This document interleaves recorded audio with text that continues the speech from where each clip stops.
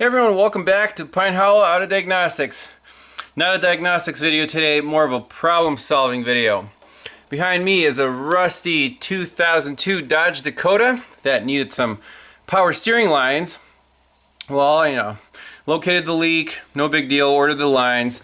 And to make some working room, I decided to take off the left front wheel.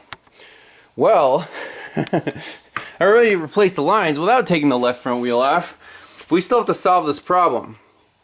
As you can see here, I got 5 of the lug nuts off. They were super over torqued by some monkey with an impact gun that's rated to like 1,000 foot-pounds. It's got new tires on it, so the guy at the tire shop went a little overboard. And these nuts, 5 of them came off. The last one actually stripped off. It was, 18mm socket. I used the impact socket. The impact wouldn't touch it. Put a big breaker bar on there, and the whole nut was just kind of mangled. Tried an extractor.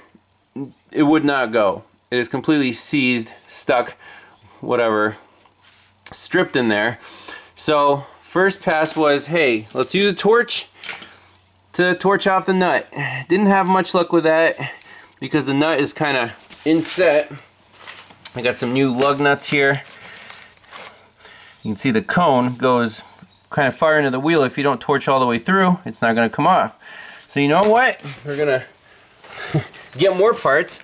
I got some new wheel studs. So we don't care about the wheel stud. I'm going to torch the whole thing through until the wheel comes off.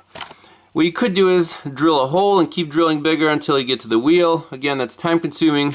I think Eric O style with the smoke wrench, as he calls it, is going to be quicker. So let's see how it goes. Alright, here we go. And this torch might look a little weird. It's called the Cobra Torch. My neighbor gave it to me as payment for fixing his truck. But it's more of a precision torch. And this is a cutting tip, so it's actually 2 tips on this one. Oxyacetylene comes out of here, heats up the part, and then when you squeeze the button, it actually blows from the top nozzle and blows your molten metal away. But the setup is similar, Get the gas going, light it up, get the nice cone. We'll get a little more oomph, and let's go for it. I'm just going to heat it up, and we're just going to melt the stud away.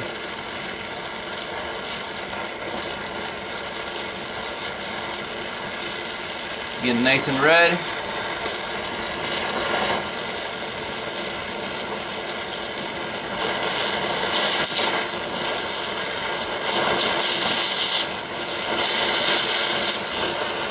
Woo!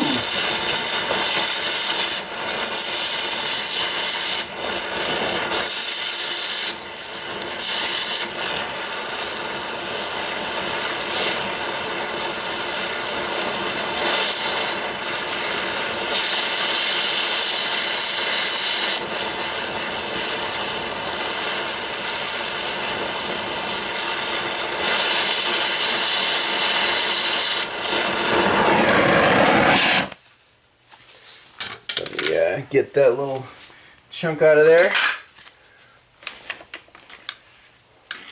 Nice and hot.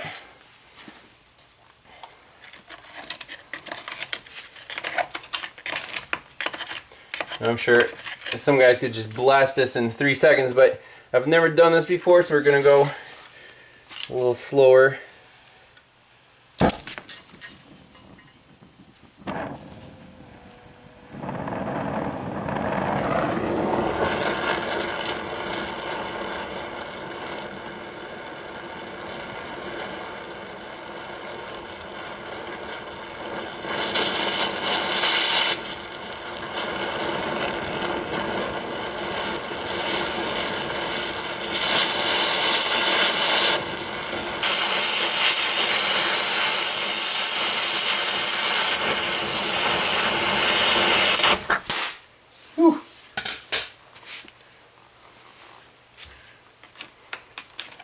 Getting there, getting there.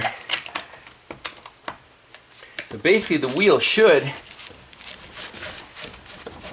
I hope, come out of here.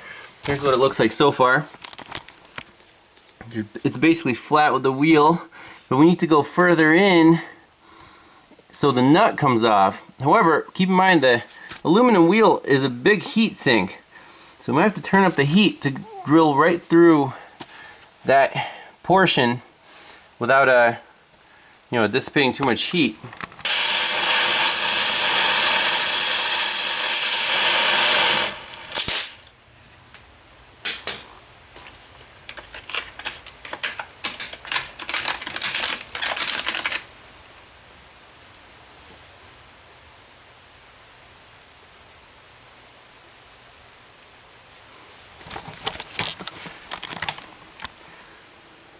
Would it be faster to drill it? I don't think so.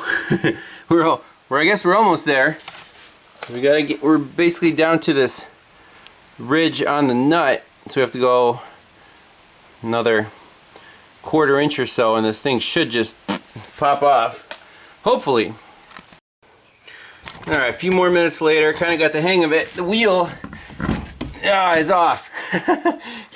So, no damage to the aluminum. And there's the remains of the nut. There it goes. So the aluminum is a big heat sink, so the actual wheel doesn't get damaged.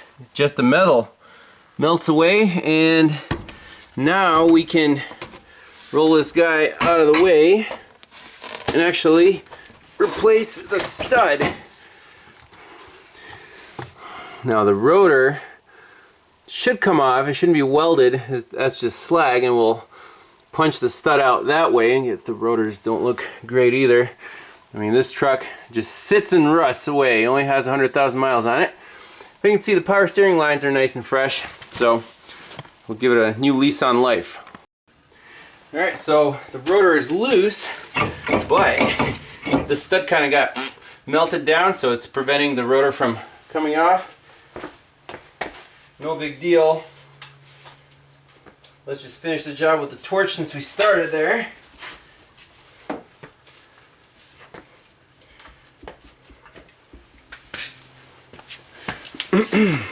We're going to melt the head of this stud flush.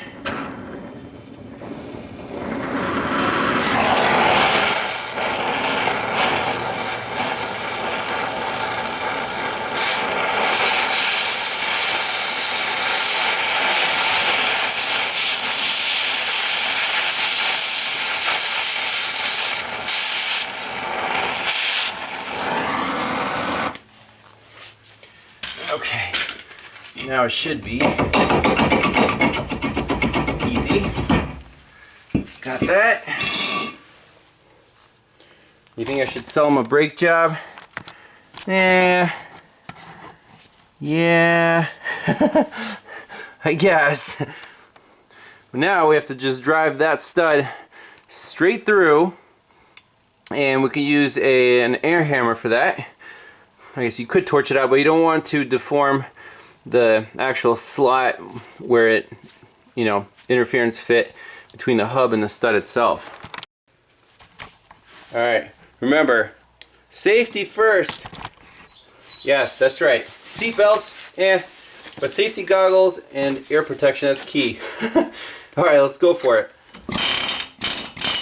Piece of cake. This thing was heated and quenched so many times. Pop right out. Get a brand new stud. Make sure it matches up with the original. Should be about the same length. Hey, it's a Dorman, but for this truck, anything goes. And the question is, will it fit? How do we get it in here?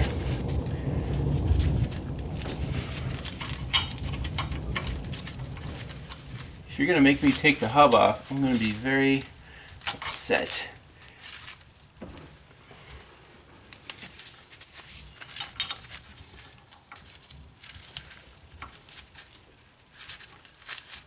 Oh, come on.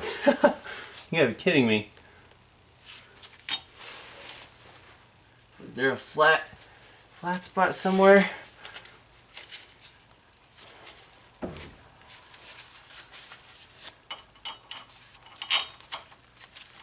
No.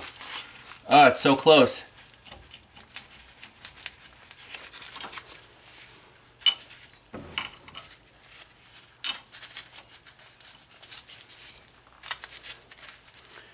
So you see the predicament. The stud is so long it's interfering with the hub to actually slide in there. What we could do is shave the head off a little bit right here so it'll fit, or I don't want to really mess with the threads. It has plenty of cap to hold it in. It's already kind of cut off halfway. The original ones are not, but we're not going to pull the hub just to install a stud. That would be silly and time consuming, expensive for the customer. So I think we'll just find the easiest spot and then shave this off a little bit and slide her in.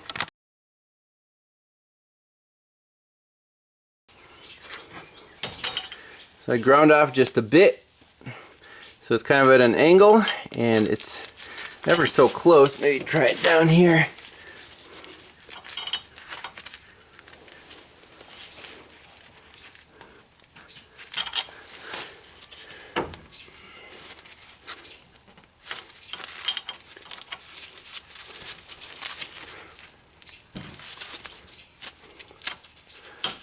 So close.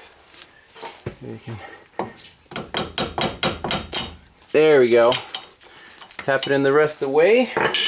Now we just have to pull it through. And how do we pull it through? Well, we'll take a nut and a bigger nut or a washer, stack up against this, and then pull the guy through until the hat bottoms out with the actual hub. Alright, I literally found the coolest spacer. It's probably from a shock or something, I don't know. But I keep all kinds of junk laying around, and sometimes it comes in useful. Let's see how this thing pulls in. Let's see, we need a 19 millimeter. And a 19 millimeter. Oh, that's busted. Oh, where is my 19 millimeter? You're gonna yell at me for using a chrome socket, but my other one exploded, so you're gonna have to do this nice and easy.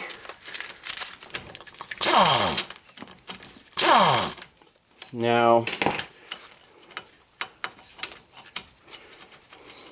we have to hold this guy from the end. Some vice grips. Now, good thing it has a flat spot. It's easy to hold. We'll go from the top right here. Kind of grab it.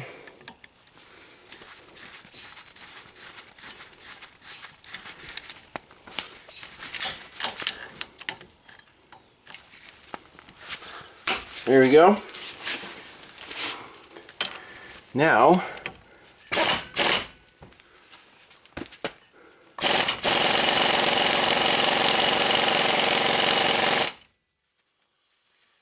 ungrab it,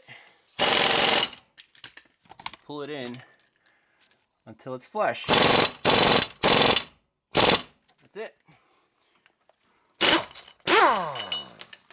And there we have brand new wheel stud installed. All the other ones are good. So we're gonna get some new brakes and then call this one fixed. But the Torch is a powerful thing, just like the welder. If you live in the Rust Belt, there's no way around it. You need it. So, and the Cobra Torch, again, I just started using it not too long ago, but I might post a link to, that's nice, video where they demonstrate this thing, and it's actually really awesome. It comes with all kinds of attachments. You can do really fine work with it, but it can also cut almost like a plasma cutter, very precise cuts in thick sheet metal. It worked here. Again, I had the settings a little off, but it can blast through pretty much anything with fine control. You won't like torch everything around it. So thanks a lot for watching. Hope you enjoyed that, and see you next time. Bye bye.